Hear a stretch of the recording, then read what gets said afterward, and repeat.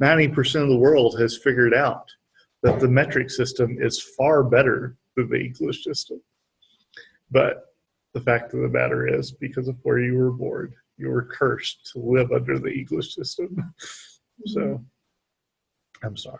I'm just very frustrated because when it comes to like the test, I'm gonna have to know when I need to put it in degrees and when to put it in radians. They pretty well tell you. No. They don't? No. Okay. I'd always have to like put it in radians, and then if it tells me it's wrong, go back and type it in degrees. Yeah. Okay.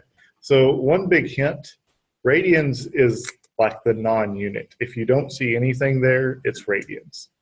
If you see a little degree symbol, that's degrees. Well, like, see, I followed that, and so on one time I put it in degrees, and it told me it was wrong and wanted it in radians. But it had degrees. That's why I'm very, very frustrated because the only reason I need, like, I looked in everything to see if it told me like what I needed to put it in, and the only reason I would know half the time is because it said it was wrong. Yeah. And I feel like that's going to be my killer when we get to the test because I'm not going to know whether I need to put it in degrees or radians. I think what you should do, find those problems, come visit me, Okay.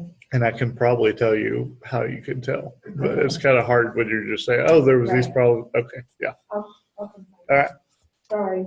No, that's fine. Mm-hmm. So sine of inverse sine of 2/3 plus cosine inverse of -6/7. So sine of inverse sine of 2/3 plus cosine of inverse cosine of -6/7. That's right? Yes. Okay. So we could call these something, but let's just keep going. So I know sine of two things added. I do sine of the first one, so sine of inverse sine of 2/3. Cosine of the second one, cosine of inverse cosine -6/7. Plus, so that part's easy. The harder part's going to be the cosine of inverse sine of 2/3 times sine of inverse cosine of -6/7. Okay, so all we did is that's our theta, that's our phi, just plug straight into the formula for sine of two things added. Right? What do you think sine of inverse sine of 2/3 is?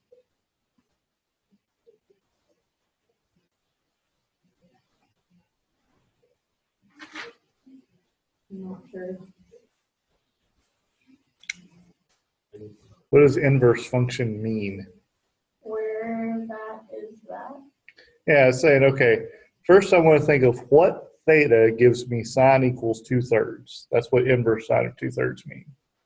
Now it says, okay, I take that theta whose sine is equal to 2/3 and take sine of it. What should I get? 2/3.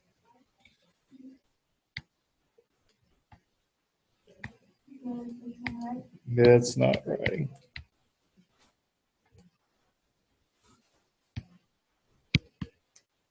I'm blaming you, Angel.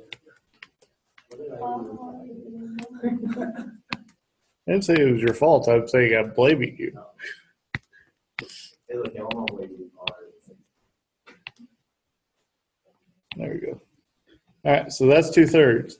And same thing, this says, hey, what theta has cosine equal to -6/7? And then take cosine of that. -6/7. Okay. So those two are easy. Now for the trickier ones. So, and we can do the Pythagorean, or you can just draw a triangle too. So sine is 2/3. So for the first one, sine is what over what in a triangle?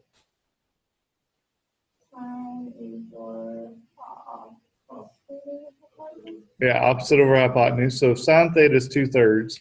Opposite over hypotenuse. So 3 squared minus 2 squared is 9 minus 4 is 5. So cosine would be square root of 5 over 3. And the last thing is, hey, is it positive or negative? Well, if sine is 2/3, that means we're in quadrant 1. So it's positive. Same thing for the second one. Cosine is 6 over 7. So theta 6 over 7. 49 minus 36 is 13. So this is square root of 13 over 7. And is it positive or negative? Well, if cosine is negative, that means we're in quadrant 4. So sine in quadrant 4 is, or sorry, no, I said that wrong. Cosine is negative. That means we're in quadrant 2 because cosine's the x. In quadrant 2, is sine positive or negative? Positive, so it's still positive. All right, so we've got negative 12 over 21. And we got square root of 5 times 13 is 65 over 21. That's it.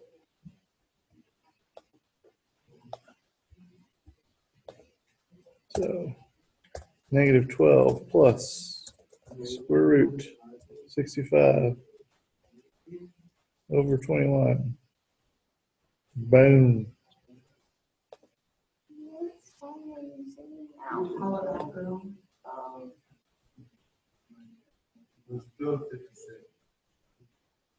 We still got like 15 minutes left. We can.